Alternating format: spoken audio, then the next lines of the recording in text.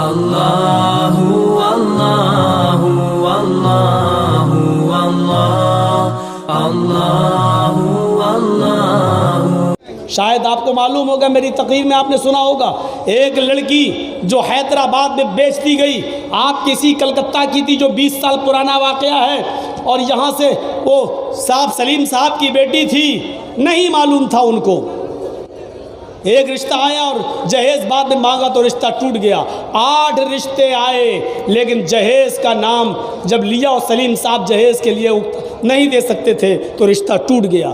ایک حیدرآباد سے آیا، قرآن و حدیث کا معاملہ سنا، کہا لڑکا بڑا نیک ہے، بڑا اچھا ہے، اپنے ماں باپ کو بھی لایا ہے، حالانکہ وہ فرضی ماں باپ کو لایا تھا، اور اس نے سلیم صاحب کی بیٹی سے نکاح کر لیا۔ سلیم صاحب نے کہا جب شریعت کے مطابق ہی نکاح کرنا ہے اور جہیز لینا نہیں ہے تو آج ہی نکاح کرو، لے جاؤ میری بیٹی کو۔ نکاح ہو جاتا ہے اور وہ سلیم صاحب کی بیٹی کو لے کے چلا جاتا ہے۔ راستے ہی میں اس کے ماں باپ جو فرضی بنے تھے اتر جاتے ہیں۔ حیدرآباد میں اس نے ایک روم کرائے پہ لے رکھا تھا، 8-10 دن وہ اس لڑکی کے ساتھ وہاں رہتا ہے، اور اس کے بعد گھمانے کے بہانے وہ اس لڑکی کو لے جاتا ہے اور حیدرآباد کی ایک 5 اسٹار ہوٹل میں اس لڑکی کو 20,000 روپے میں بیچ دیتا ہے۔ وہی لڑکی جس کے 8 رشتے ٹوٹے تھے آج 20,000 روپے میں نیلام کر دی گئی۔ اس کی عزتوں سے کھلواڑ ہونے لگا، ہر آنے جانے والے سے وہ بھیک مانگتی۔ میں وہ نہیں ہوں جو تم سمجھ رہے ہو، میں یہاں زبردستی لائی گئی ہوں، میں غریب باپ کی بیٹی ہوں، جہیز کی وجہ سے میرے رشتے ٹوٹتے رہے، اس آدمی پر بھروسہ کر کے میرے ماں باپ نے بھیج دیا ہے، میں نے نکاح کر لیا ہے، 8 دن کے بعد اس نے بھی یہاں لا کر مجھے بیچ دیا ہے، نہ مجھے لیٹر لکھنے دیا جاتا ہے، نہ مجھے گھر جانے کی اجازت دی جاتی ہے۔ 7 دن تک 8 دن تک اس لڑکی کا گوشت بکتا رہا، وہ ہوٹلوں میں نیلام ہوتی رہی، جس کو رحم آ گیا۔ میرے بھائیوں ایسا کوئی نہیں ملا کہ کسی کو رحم آیا ہو۔ 10-10 20-20 ہزار روپے دے کر اس کی راتیں بک ہونے لگی اور وہ بیچاری ایک مردہ لاش کی طرح پڑی رہی۔ ایک دن کوئی اچھا اور نیک لڑکا بھی اس کے پاس پہنچ گیا جس کو اس کی حالت پہ ترس آ گیا۔ اس نے کہا ٹھیک ہے، میں تمہارے جسم کو ہاتھ نہیں لگاؤں گا، تم میری بہن جیسی ہو، تمہارے ساتھ اتنی مجبوری ہے، ایک لیٹر تم لکھو، وہ لیٹر میں لے کر کلکتہ چلا جاؤں گا اور تمہارے باپ کو دے دوں گا۔ اس نے کہا شرط ہے میری۔ کہا کیا ہے؟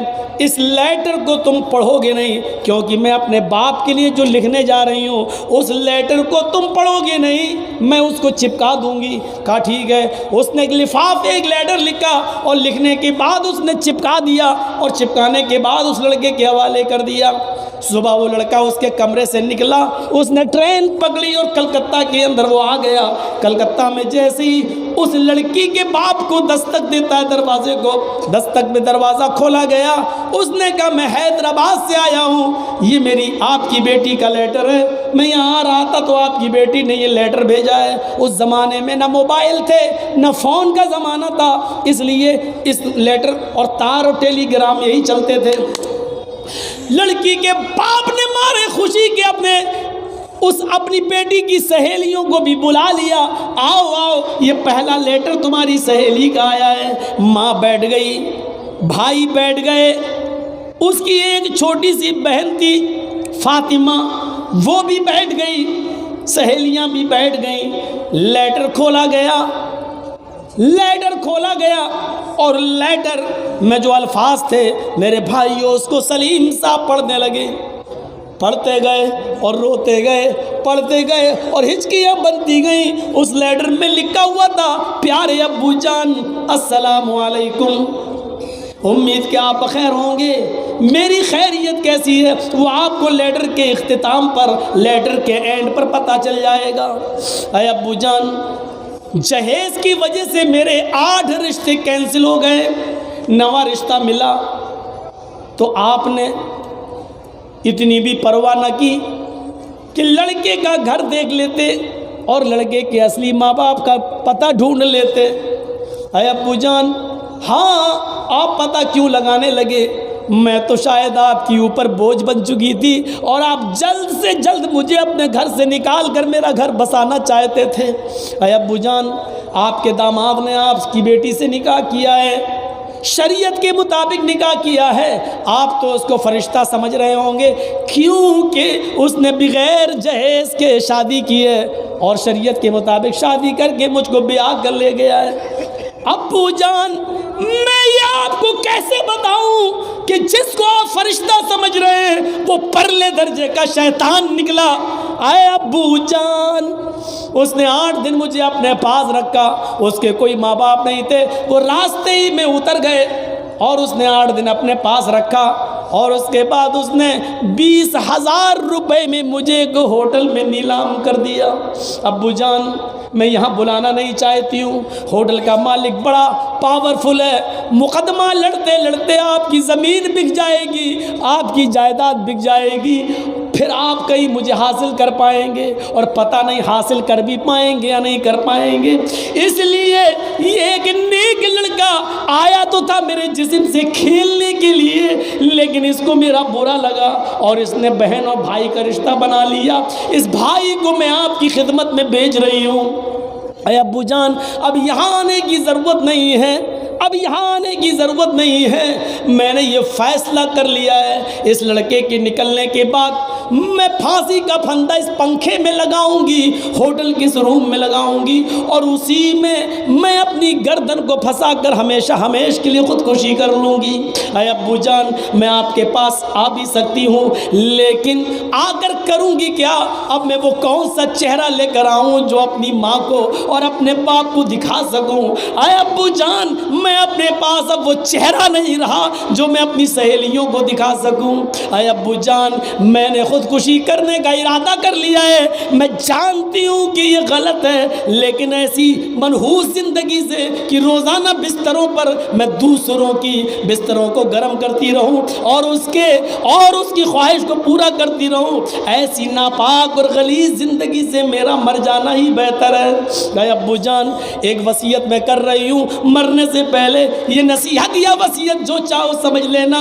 اے ابو جان، میں اپنی چھوٹی بہن فاطمہ کو آپ کے پاس چھوڑ کر آئی ہوں، جس کی عمر 9-10 سال ہے۔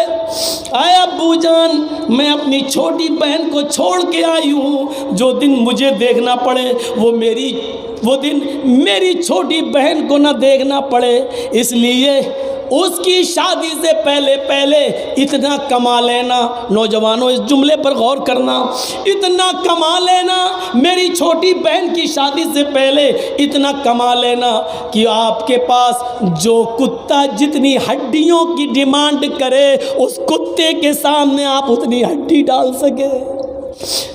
تم کیا سمجھتے ہو جو تمہیں جہیز مل رہا ہے؟ جہیز نہیں مل رہا ہے، کتا سمجھ کر تمہارا سسر تمہارے سامنے ہڈیاں ڈال رہا ہے۔ اس سے زیادہ سخت جملے اور کیا بولوں میں؟ کون سے جملے سننا چاہتے ہو اس جہیز کو چھوڑنے کے لیے؟ میں وہ بول دوں۔ کون سے جملے؟ اس لڑکی نے اپنے جان پران دے دیے یہ جملے لکھتے ہوئے کہ جو کتا تم سے جتنی ہڈیاں مانگے اس کتے کے سامنے اتنی ہڈیاں ڈال دینا تاکہ میری بہن اس کے ہاں سکون سے رہ سکے۔ آپ کی بیٹی جمیلہ جو اب ہمیشہ کے لیے آپ سے رخصت ہو رہی ہے، یہ کہہ کر وہ لڑکی ہمیشہ کے لیے خودکشی کر کے مر جاتی ہے۔ میرے پیارے ساتھیوں، ان جملوں، کیا یہ جملے ہمارے ضمیر کو جھنجھوڑتے نہیں ہیں؟ کیا احساس نہیں ہوتا ہے ہمیں؟ بس یہ چند بنیادی باتیں میں نے 2 گھنٹے کی تقریر میں آپ کے سامنے رکھی ہیں۔